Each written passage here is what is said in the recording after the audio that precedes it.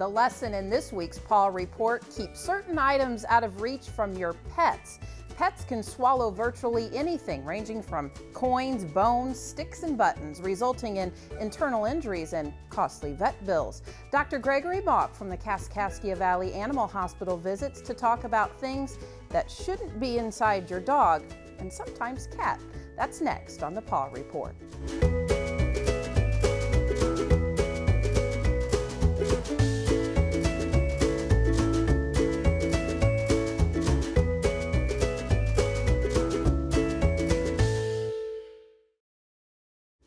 Production for the Paw Report is made possible by Inyart Tire and Auto Center in Charleston and Mattoon. Inyart offers complete auto repair. Inyart Tire and Auto Center cares about our community and thanks you for being a responsible pet owner. More information at inyart.com. And Dr. Gregory Mauck from the Kaskaskia Valley Animal Hospital joins us to talk about some very interesting topics today that I'm sure all of our viewers are going to be very intrigued by. And Dr. Mauck, thank you for joining us. And you brought a lot of goodies with you today. And what we're talking about is things, if you will, that your dog and sometimes even cats shouldn't be ingesting. Some things that they can find around the home that end up in their tummies and then they end up in your office. So thank you both thank you for joining us on this episode of the Paw Report. So I guess my first question is, why do dogs and cats go after things that they shouldn't? Well, it's kind of like little kids. It's kind of an exploration type thing. Especially, you know, we have a time period when they're puppies. We have a high rate of these kind of things happen. And it's not uncommonly associated with cutting teeth, so they're wanting to chew on things. But like a toddler, sometimes they'll put something in his mouth to explore it. Dogs do that too. And dogs do a lot of exploration with their mouth, even as adults, chewing on things. You know, they sniff on things, they taste things. And so sometimes they get things in their mouth, and then you would think, hey, I've got a rock in my mouth, I'm going to spit it out. Well, the dog, a lot of times, for some reason, just goes ahead and swallows it. And so a lot of times it's a normal behavior. When we talk about behaviors in dogs, we talk about things that are you know, truly abnormal and things that are normal but annoying. So that's a normal but annoying behavior. But sometimes it is truly an abnormal behavior. It can be an obsessive compulsive type thing. And a good example of that is this jar here is full of these horrible rocks that are very rough. There's also string. There's chunks of wood in here, wire. Wow. And so this came from a pit bull who ate all of this, took it out of his stomach. Well, it wasn't 3 months later, the owner let him out again. He ate an entire another batch. And so I have another jar at the office, looks just like this, full of the same stuff from the same dog. So this dog has a real compulsive disorder. Compulsive, and he's an adult. And so when the owner takes that dog out now, he has to put a cage muzzle on him because he will get into stuff like this and just compulsively eat it. And it's just the other one. One of the rocks is 2 to 3 times as big as this. It's, you know, it's bigger than a golf ball. I don't know, because they're rough. It's amazing to me that dog can swallow that. And it's also amazing to me, after he might choke one of them down, that he would turn around and do it again and again and again. So you can see with a dog like that, that's truly, you know, an abnormal type behavior. And the disorder is called pica. Is that right? That's the medical term for it. PICA. PICA, and as you said, this is something that develops into adult dogs. I mean, it can be common behavior for puppies, but as they get older, that's a compulsive disorder. Right. So what do you do, or what can a pet owner do? Well, unfortunately, with that, because we can't, you know, people get pica too. It's just one of the compulsive disorders, and so with a person, you can sit down with them and hopefully reason with them, and they can understand, hey, this is harmful, even though I have this weird desire to eat certain things, like some people eat dirt. They'll eat other types of, you know, strange things. So, you know, in their minds, you know, you can talk to them, they can say, hey, I have this weird desire, but it's going to hurt me, so I can't do it. We can't do that with a dog, obviously. They just have this strange desire, and we're not going to change it. There are certain drugs that we use for obsessive compulsive disorders that could be helpful, but they're not that helpful. So for the most part, we just have to try to keep that dog away from the things it wants to eat. I had a dog years ago that when the people would let him out, he would start scarfing up leaves until he was just vomiting up leaves. And so, you know, they just couldn't had to take him out on a leash on an area where there weren't any leaves, so to keep him away from them. So. Well, my dogs very regularly would eat grass. Right. You know, and I would try to, you know, not let them do that, but that can be something, they might have a tummy ache or something that they're trying to. And grass itself is really not an abnormal thing. They've looked at that a lot, actually, and dogs that just like our dogs, we let them out sometimes in the morning and they'll be grazing along, eating. And so that's actually a normal behavior for dogs. They get some vegetable material and things, and as long as they're not vomiting it back up, that usually doesn't cause a huge problem.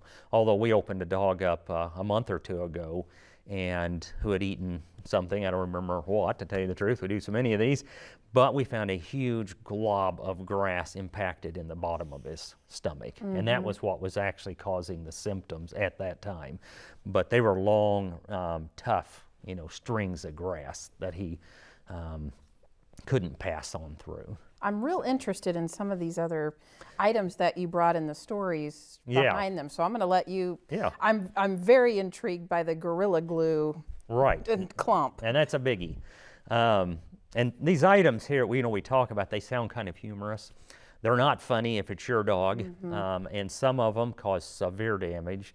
We occasionally have an animal come in who's eaten something. It's done so much damage inside that we can't save them.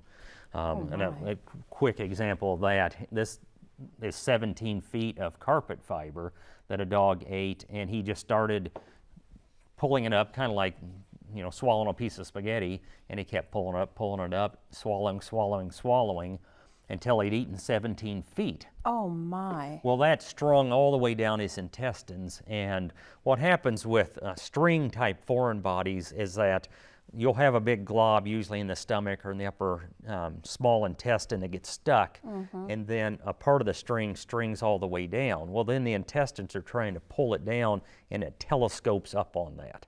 And so with all that telescoping of the intestine, he actually sawed holes through his intestine all up and down. And so then all his intestinal contents spilled out into his abdomen. And so when he came in, he was deathly ill. Opened him up, removed parts of his intestine, sewed up a bunch, but he was so toxic he passed on. So some of these are very Wouldn't there be signs? Serious. I would. That was a basset hound, actually. And I So- mean, is this like he eats it in one day and then? Oh yeah. This is not something that sat in his stomach for a while. And we don't know when, you know, because he could have swallowed it all and had this big glob in his stomach that didn't really bother him. And then it started trickling down his intestines, you know, and then as things got locked into place, that's when he showed symptoms. Oh, my. Because some of these items, you know, most of them people know they ate. We get to them fairly quickly. But some things, you know, say a dog swallows a golf ball. It could sit there literally for years as long as it just stays in the stomach, and no one would ever know it was there. So you never really know, but a lot of times we do, because people find things that are chewed up or destroyed, or their dogs just has gotten acutely ill, and then they find stuff. But you mentioned the Gorilla Glue, and this is that doesn't even. yeah, When I doesn't first look picked like it a up, lot. it doesn't look like that. No, and if you've ever used Gorilla Glue, it's a super holding glue that you put in, and then it expands and fills up the space there, and it's just a great glue to use, but you don't want to eat it. This big thing here this dog, because she had the package, and he may have swallowed at most a teaspoon of the glue. But when it hits the stomach and the water and everything, it expands. So dogs that eat, like if they eat a whole tube, it will expand as big as a basketball in their stomach and even rupture their stomach. So this dog, she knew had chewed it up, and he was vomiting. And so how we find a lot of these, if you, like a rock, for example, on an x-ray, is highly visible, or something metal like a wire, needles, things like that. But things like this don't really show up very well. So we will give them barium, and the barium will coat around it. That's what humans get too. Yes, you're right.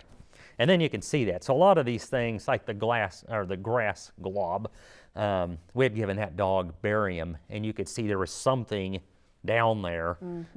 We don't know what it was at that point in time, just something that was globbing, the barium was, going around. So that's how we find a lot of these. So this dog, we gave barium. We could see there was something in his stomach, and then she thought he had chewed this up.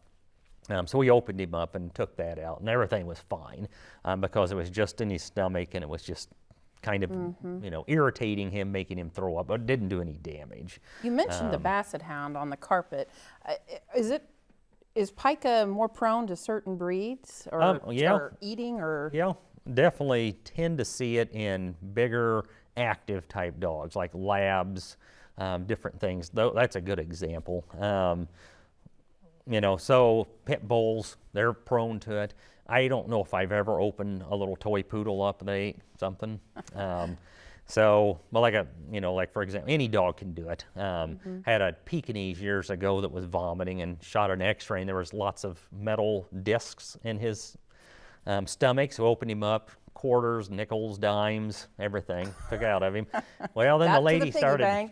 Yes, the lady started quizzing her young grandson, and it turns out that the day before the little boy was feeding coins to the dog. Okay. So any dog will eat stuff sometimes, but I assume that dog probably wouldn't have eaten that if the little boy hadn't been feeding to him like a piggy bank. You also brought along some hosiery, garland, fishing lures. I want to know these stories behind all of this, and how it amazes me that an animal can digest this. Well, the Christmas garlands, 4 feet of Christmas garland, that's one thing I want to talk about. Certain seasons we get more of this. Christmas is a biggie because there's all these things out the dog doesn't normally see, and a lot of times they're sparkly and they're fun looking, and so we've got Christmas garland and a chewed up Christmas tree bulb. A few years ago, in 1 week, in the middle of December, I had 3 dogs come in who had eaten Christmas tree bulbs. And when they break up in pieces, that's a bad situation. This dog, we were able to get them all out. Of one dog, it had just lacerated his whole insides. And it was terrible. The Christmas garland actually was eaten by my mom's dog. Well, that's a good souvenir to have. So he was a little Yorkie. He ate this, and he was young. He was a puppy at this time. He got a hold of this and swallowed 4 feet of it. So, as sometimes happened, we lucked out with him because one of the sedatives we use before surgery is not uncommonly causes the dogs to vomit. So I gave him this sedative because I knew I was going to have to open him up and get this out, and he actually threw it up. So that worked out real well for us. Occasionally, if we've got a small thing, like I had a dog last year that ate a little mouse, it was a cat toy, and he swallowed it. And so we gave him an emetic, and he vomited it back up. So occasionally we're able to get him out without going in, but most of the time we end up doing a surgery to do that. You brought hosiery. Hosiery and underwear. Yeah, hosiery is a really common one we see quite often, and again, I don't know why the dogs would eat something this long like that, but that's a common one we see. And occasionally they eat these and people don't know it, and they will pass things will pass occasionally. I had a dog a few years ago that ate 4 sewing needles. And so we did an x-ray, and there they were. So we decided with that dog just to feed him a very bulky diet, and over the next day he actually did pass all of those needles. We were able to get them all out that way. What is the strangest, and you've brought some strange things today. Yeah. What is the strangest thing that's I think ever been for your office? Kind of the strangest type things we get are things like this, which I do a lot of talks for kids and things, and I always save this for last. It's the piece de resistance. But I had a few years ago on Thanksgiving morning, I had a lady call me, and she had been at work the night before, and she came home, and her dog was throwing up and sick and had chewed up area of almost 2 feet of our carpet, like a foot by 2 feet. And he was throwing up carpet fibers and things. We did an x-ray, we could see stomach full of stuff. And so we, Thanksgiving morning had to open him up, cleaned out 2 quarts of carpet fibers out of this dog. But then I reached down there and pulled out her underwear also that he had eaten along with it. What kind of dog? I'm a lab, a black lab. So, anyway, that's kind of a humorous one, and everything turned out fine. He was fine, hadn't done any damage inside. Fishing lures are very common too. They smell. They've either got, like here's also a large hook I removed from a dog, and so we get fish hooks, fishing lures. They smell, they're fishy, and they've got bait on them and that type of thing, and the dog will start licking at them, and a lot of times they don't get real far. Now this lure here actually came from the back of a dog's mouth. So things like that, it's not uncommon. They're stuck in the back of their pharynx, they're in their mouth, that type of thing. Rarely would something with hooks, but the bad thing with a hook is if they do get it past here, a lot of times it doesn't get to their stomach, it gets stuck in their esophagus, which is a really bad place. That's the worst place, because that's the one spot that surgically to get to is very, very difficult. And there is a huge difference between when something is swallowed and it ends up in the stomach or it ends up in the intestines. The stomach is a pretty easy organ to do surgery with, and a lot of damage doesn't occur there. So if we, have something swallowed, we much rather go into the stomach and get it out. If we have to go into the intestine, we've got a whole different ball game. Cutting into the intestine, both are contaminated, so we have to worry about contamination situations, because when we're doing surgery, it's sterile until we cut through the wall of the intestine and the stomach. Then we've got contaminated contents, and so that's a problem. But the intestine is very small around, and so when we cut into it, suturing it back up is difficult. There's not much room in there, and so here, a good example of that would be this peach pit that this dog swallowed. So it got past the stomach, got into the small intestine, got lodged in there. So when it lodges in there, it puts so much pressure on the wall of the intestine that it actually can kill the intestinal wall. So if we don't know about it quickly and get it out, then it puts so much pressure on, we open them up, well, there's the item, but the intestinal wall's turning black. So, or sometimes it's actually already perforated. We'll go in and something has got through and it's put so much pressure on the intestinal wall, it's made a hole. So we have to cut that section of intestine out. That's called a resection and anastomosis. So we actually all over a peach pit. Yeah. So we had a dog a number of years ago that chewed up a little teddy bear, and the packing and things got lodged in his intestine, killed that part of his intestine. So we had to remove about a foot of his intestine, that's a very difficult procedure, because we have to cut it off at each end where there's blood supply, then reconnect it with each other and suture it. So that dog, most of the time that goes fine, even though it's technically difficult. The teddy bear dog, about a few months later, formed an adhesion around the site, which is where things start sticking to it in the intestine. It twisted off.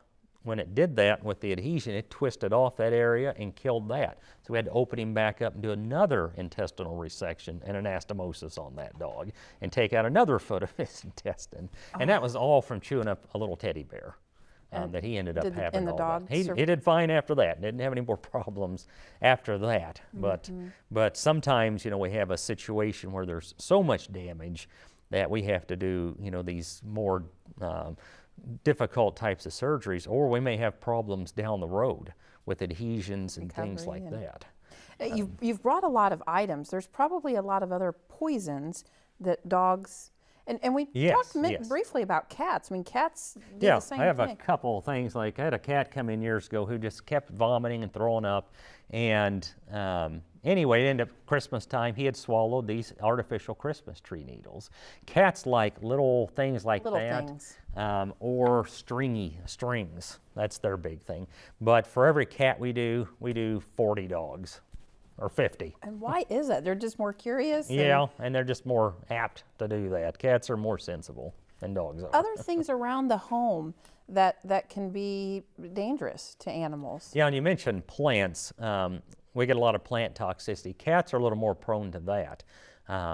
Most things that a lot of people have around the house aren't super toxic, like philodendrons. They're just irritating. Poinsettias are kind of thought to be toxic, but really not that toxic. You have to eat a lot of them to get, and it's just an irritant toxin. Chocolate's a big one everybody talks about. And chocolate is toxic to dogs, but only because they engorge themselves on it. What's toxic in it is just caffeine or theobromine, which is another caffeine-related drug. I might sit down and eat some chocolate. A dog, if you say you leave a bowl of chocolates laying out, he'll eat the whole thing. And so, we'll have a dog who weighs 30 pounds, eats 2 pounds of chocolates. Well, that would be like me eating 12 pounds of chocolates. Well, I'm not going to do that. But if I did, I'd be deathly ill too. I would have caffeine toxicity and be horribly sick. But dogs will do that. And the other thing and we are seeing more and more around here, but mulch around trees that are made from cocoa.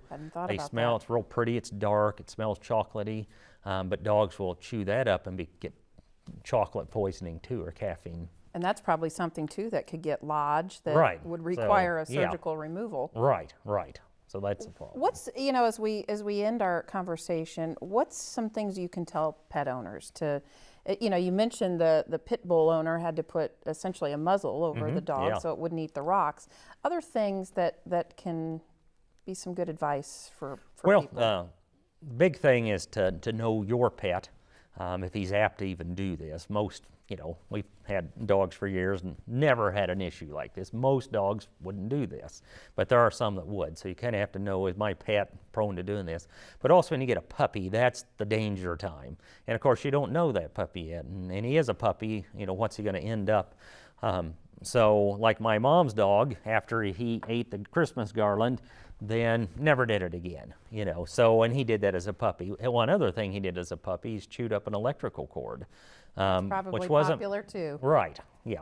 And that wasn't plugged in, luckily, but I've had dogs eat entire electrical cords. And so that's the big thing, is that danger zone when they're puppies. And I always tell people the most dangerous zone is 4 to 8 months, because that's when they're starting to cut their teeth, they're getting more active and running around and doing things. And so we get a lot of problems during that time. So you should keep the puppies active, walk them, play with them. Yes, and give them things they can chew on, that they know, this is your toy. But toys can be dangerous too. This is a nice Kong toy that a Great Dane had, and tried to swallow it and got lodged in the back of his throat and almost choked to death. We were able to get it out, but he was about a goner. So that was a very scary one, and that's a super great toy. Their Kong toys are great. But unfortunately, his situation, he was big enough, he was able to get that down. So that's the thing, you want to give them things that are safe and high quality things. Don't buy cheapy toys for them, because they do fall apart, and the next thing you know, they've got pieces. They're in your office. Yeah, right. Well, thank you, Dr. Mauck, for joining us today. Some very interesting stories, some items that I just, I've been a dog owner all my life, and thankfully I've had dogs chew up carpet, but not, fishing lures and Christmas trees. So very interesting stuff. So we thank you for spending a little time with us today on the Paw Report. And we thank you for joining us, and we'll see you next time.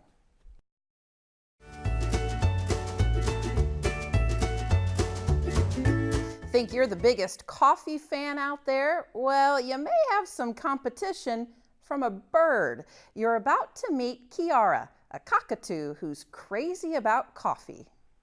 Yes, we're going to get coffee. Oh, yeah. Well, he's doing it. He's doing it. It's her favorite.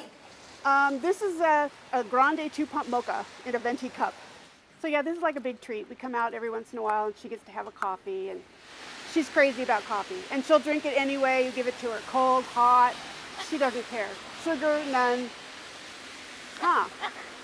Yeah. You want some more? Well, hold your cup. What? Step up. Good girl. She's saying step up. That's how she says please. Other people are fascinated. Other people are like, how did you teach her to do that? I didn't. They naturally hold things when they're in the wild, and she's held other things to eat out of. You want some more? Step up. That's a girl. She doesn't get very much, I think maximum she ends up getting about a tablespoon. Kiera has been a coffee drinker for 7 years. Her owner says she got the okay from her veterinarian. Production for the Paw Report is made possible by Inyart Tire and Auto Center in Charleston and Mattoon. Inyart offers complete auto repair. Inyart Tire and Auto Center cares about our community and thanks you for being a responsible pet owner. More information at inyart.com.